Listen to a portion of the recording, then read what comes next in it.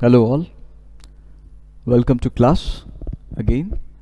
So in this session we'll be discussing regarding RAID, data protection using RAID, which is your chapter 3 in the syllabus. So before proceeding, let us try to find what is this RAID all about. Okay, let us just briefly understand what is this RAID. Now the full form of RAID stands for Redundant Array of Independent Disks, or it's also called as redundant array of inexpensive disks. So redundant array means physical disks, and there are redundant, so multiple physical disks will be used to store the data. The major purpose of implementing RAID is to achieve data protection. Okay, so let us see why do we need to use this RAID. Because of the performance limitation of a disk drive. See, if you are storing all the data on a single disk drive, there may be a chance that if the disk drive crashes, if the hard disk crashes, the entire data may be lost. So that is one major reason for implementation of this RAID, storing data in redundant disks. So even if one of the hard disk fails or crashes, the data will be available on the surviving disk, and the chance of more than one disk being unavailable is very less. Second is, an individual drive has a certain life expectancy. So any hard disk we take, it is having its own life expectancy, which is measured in terms of MTBF, or mean time between failures. The more number of hard disk drive in a storage array, the larger probability of disk failure. For example, if the mean time between failure of a disk drive is 7,50,000 hours and there are 100 drives in an array, then the mean time between failure of the array becomes 7,50,000 divided by 100, which equals to 7,500 hours. What that means is, once in 7,500 hours, this is the probability that one of the hard disk is going to fail. Now RAID was introduced to mitigate this problem. What was the problem? Problem was ensuring that the data is protected even if the hard disk crashes, if the hard disk fails. Now RAID provides the following features or following functionalities. It increases capacity. You can store more amount of data because we have redundant disks. You have more than one storage disk or storage array.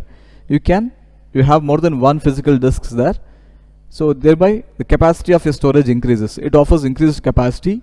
Second, very important, it offers higher availability.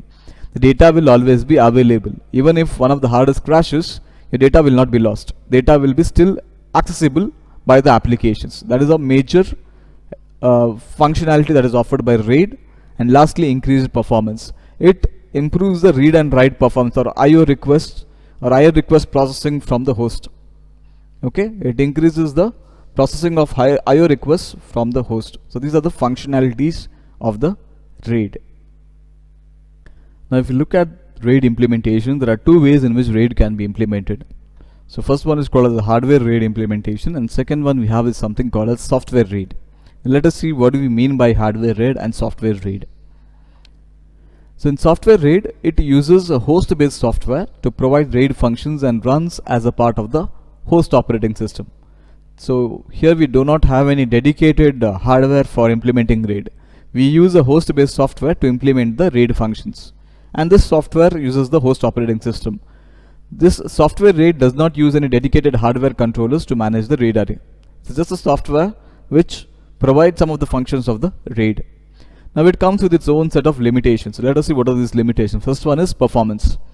See, it degrades the performance of the host. Why? Because it's using the same CPU of the host that is shared by other applications as well. Okay. Second is, it offers very limited set of features. When compared to hardware RAID, this software RAID offers very lesser number of features. And third one, it is depending upon the host operating system. It requires operating system compatibility. Since the operating system is installed on the host or running on a host, so this software RAID depends upon what type of operating system is being used on the host or installed on the host. Now let us see what do we mean by hardware RAID. Now this hardware RAID uses a specialized hardware called as a disk controller card. It uses a separate hardware. It's called as disk controller card. Now this disk control card controls all the disk drives that are attached to it. So this hardware called as disk control card, it implements the RAID functionalities by controlling all the disk drives that are attached to it. Now the physical arrays appear to the host operating system as a regular disk drive. Even though there are multiple storage hard disk drive that is used as a part of the storage array, it appears to the host operating system like it is working with one single disk. This hardware RAID is also provided with the administrative software. Now to configure the RAID, to configure the different levels of RAID, or configure the performance requirements, it comes with its own administrative software. That is a huge advantage. You can manage all the aspects of RAID implementation in the hardware RAID by using this administrative software. Now let us look at what are the key functions of this hardware called as a RAID controller or the disk controller card. First thing is management and control of disk aggregations. As we have discussed in earlier sessions, so disk can be aggregated together. We call it as concatenation. So splitting one large physical disk storage space into multiple logical spaces, we call it as partitioning. Now this partitioning and concatenation is managed and controlled by this RAID controller. Similarly, the second function is translation of input-output requests between the logical and the physical disks. Mapping of physical disk blocks to logical disk blocks and vice versa. That is also managed by this RAID controller. The host operating system need not be bothered about all these things. You are freeing up the host operating system from implementing or translation between the logical and physical disk blocks. And lastly, very importantly, data regeneration in the event of disk failures. See, as I have just discussed earlier, the major purpose of RAID implementation is data protection. So this RAID controller card or the disk controller card, it regenerates the data if some of the data is lost. If one of the hard disk is failed, whatever data that was present in that disk drive will be regenerated. Or if some bits have been lost, those bits can be regenerated. And that data regeneration is the responsibility or the key function of this RAID controller card. Okay, now let us see what are the components of the RAID array. So as we can see in this particular diagram, so RAID array consists of a RAID controller card or a disk controller card and a bunch of disks. We call it as a physical array. So you have a bunch of physical disks which we call it as a physical array, which the RAID controller can aggregate to form a bunch of logical arrays. So physical disks can be aggregated to form logical arrays. So RAID array components are the RAID controller, the physical array, the logical array, which are implemented by using this physical hard disks. So RAID controller and a bunch of disks form the RAID array components. Now let us look at some of the terms that is used in RAID implementation. So there are different techniques that is used for implementation of the RAID. One technique we call it as striping of the data.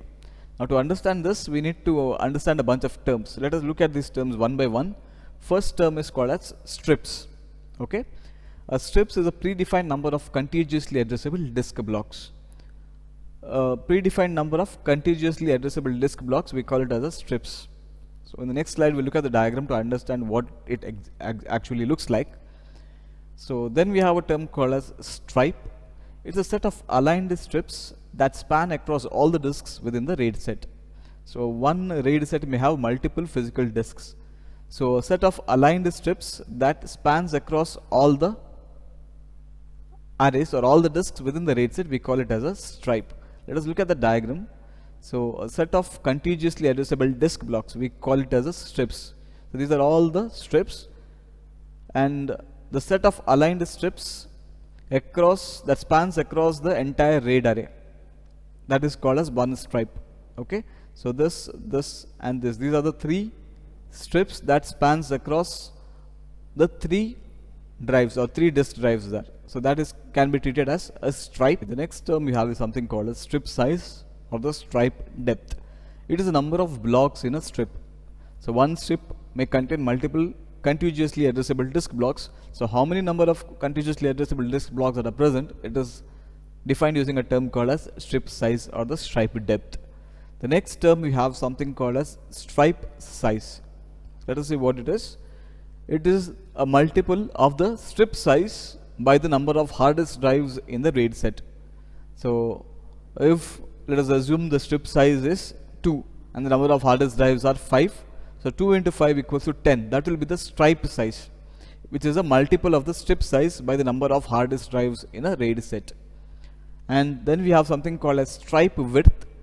It refers to the number of data strips in a stripe. So how many data strips do we have in a stripe? That is called as stripe width. Again, strips is a predefined number of contiguously addressable disk blocks Stripe is a set of aligned strips that spans across all the disks within a RAID set. When I'm talking about RAID set, it is a set of hard disk drives. Then you have something called as strip size or stripe depth, which describes the number of blocks in a strip. Okay, how many number of blocks is present in a given strip, that is given as strip size or stripe depth. Then we have something called as stripe size, which is a multiple of the strip size by the number of hard disk drives in the RAID set. So what is the strip size multiplied by how many hard disk drives do we have in the RAID set? That gives us the stripe size. And lastly, we have something called as stripe width, which is the number of data strips in a stripe. As you can look at this particular diagram, so these are all the individual strips, and the strips that spans across the entire RAID set, we call it as a stripes. So number of data blocks present in a strip, we call it as a strip size, and so on. Okay, so these are the three hard disk drives. So internally, each of these hard disk drives may have different disks present in it. Both the surfaces may be read and write. This is called as a spindle, and this drives, it is broken down into sectors, tracks, and so on. So one stripe, it spans across all the three hard disk drives. Similarly, stripe 2, it spans across all the hard disk drives. Each hard disk drive may have a strip of may have a strip which represents contiguously addressable disk blocks. The next technique that is used for implementing RAID is called as mirroring. Mirroring is a technique where data is stored on two different hard disk drives, thus yielding two copies of the data. So we have two hard disk drives to store the data. So if you are going to store if you are going to write one data, two copies of this data will be written to two different hard disk drives. So rather than storing just one copy of the data, we are storing two copies of the data on two different hard disks. So in the event of one hard disk drive failure occurs, the data is intact on the surviving hard disk drive, and the RAID controller continues to service the host data request from the surviving disk of a mirrored pair. So let us assume one of the hard disk drive fails. Okay, we have one copy of the data and it's mirrored copy. We call it as a mirrored disk or a mirrored pair. So even if one of the hard disk drive fails, data is available in the mirrored pair. So it can be retrieved from the other hard disk drive. So this is called as mirroring. You will be using two hard disk drives to store two copies of the data. Okay. The next technique that is used for implementing RAID is called as parity generation technique or parity technique. It is a method of protecting stripe data from hard disk drive failure without the cost of mirroring. Now, what is the disadvantage of mirroring? The disadvantage of mirroring is that it requires double the storage capacity. For example, if we need a hard disk drive to store 100 GB of data, or if our requirement is 100 GB, so we need the storage capacity of 200 GB, because one is for the original copy of the data and one more is for the mirrored data. So we need double the storage capacity, or we need 200 times or 200% of the storage capacity. The cost of acquiring a storage device is more in case of implementing the mirroring technique, right? An additional hard disk drive in case of parity technique is added to the stripe width to hold the parity. Here what we do is, even there are 5 hard disk drives, we maintain only one hard disk drive to store the parity value. Parity is a mathematical construct that allows recreation of the missing data. Now this parity disk or a parity value, it's a mathematical relation between the data that is distributed across multiple disk drives. Parity is a redundancy check that ensures full protection of data without maintaining a full set of duplicate data, which is a huge advantage over the mirroring technique. It ensures the redundancy check is done and also ensures the data is protected. Even if one of the hard disk drive fails, this parity disk will enable the RAID controller to regenerate the lost data. This parity information can be stored on a separate hard disk drive, or it can be stored on a dedicated hard disk drive, or distributed across all the drives in a RAID set. It can be a separate dedicated hard disk drive, or it can be dedicated or distributed across all the drives in a given RAID set.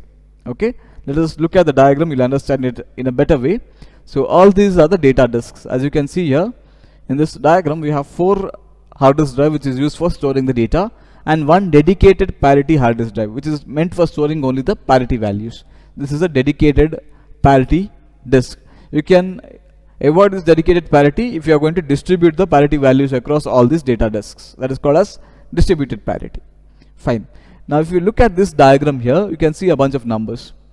So in the data disks we have 3, 1, 2, 3 on the first stripe, and the value for the corresponding stripe is 9 in the parity disk. So this 9 is the sum of all these values. If you can see, 3 plus 1 plus 2 plus 3 equals 9. So what this means is it's a mathematical relation which is the sum of all these values. So if one of the values is not available, if one of the hard disk drive fails, you can retrieve this lost data by using the sum of all the data present there. It may not be the sum always, this is just an example. So some mathematical relation will be stored in this parity disk, using which you can the RAID controller can retrieve the data that has been lost. Now let us look at the advantages and disadvantages of this parity technique. Advantage is that it offers reduced cost associated with data protection. You don't have to maintain double disks or double the amount of disks in case like that of mirroring. Only one parity generation one parity dedicated disk is sufficient, or even if not that, you can distribute the parity across the existing data disks. That is a huge advantage. The cost of implementing parity technique in RAID is very cost effective. The disadvantage is, since parity is recalculated every time there is a change in data, it affects the performance of the RAID controller. Now every time, even if one bit of data is changed in these hard disk drives, the corresponding parity value should be recalculated. Now since this involves some computation, it may affect the performance of the RAID controller. It may slow down the system a bit because some computation is required. That is the only disadvantage. Parity is recalculated every time there is a change in the data, which affects the performance of the RAID controller. So in this session we have discussed what is RAID, what are the components of RAID, why RAID is required, what are the implementation of RAID, and what are the different RAID implementation technique. We have striping, we have mirroring, and then we discussed parity technique. Thank you.